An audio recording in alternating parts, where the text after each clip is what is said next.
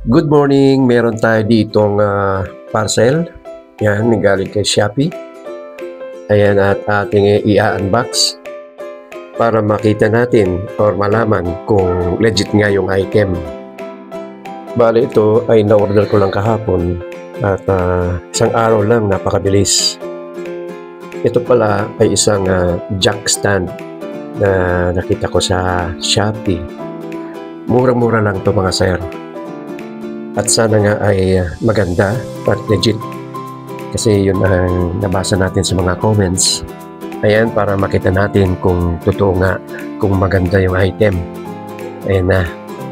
Sa tingin ko, parang okay naman siya. Sa pintura pa lang, talagang malalaman mo na legit siya.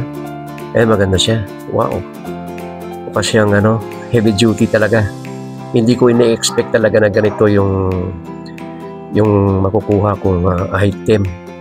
Ayan tsaka yung tumbakan na ito, mabigat siya. Mukhang talagang matibay siya. Ayan. Para ito sa mga mahilig na mag-DIY sa kanilang mga sasakyan. Ayan. Ito yung pang jack. Ayan. Jack stand. Kung gusto nyo maglinis ng mga halimbawa ng mga brakes ninyo. Ayan, pang jack ito. Pwede rin pag mag-PMS kayo ng sarili. Ayan, mag-change oil.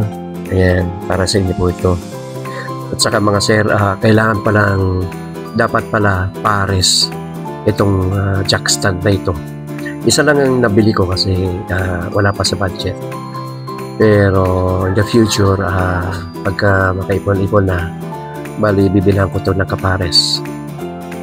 Siya nga pala mga sir, bago natin gamitin to sa ating mga sasakyan, pag tayo mag-PMS, so kailangan din nating basahin yung manual nito. Yung manual pala nito ay nasa box na. Doon mababasa mo kung paano gamitin yung mga pang safety.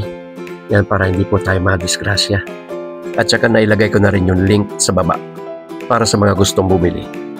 Alright.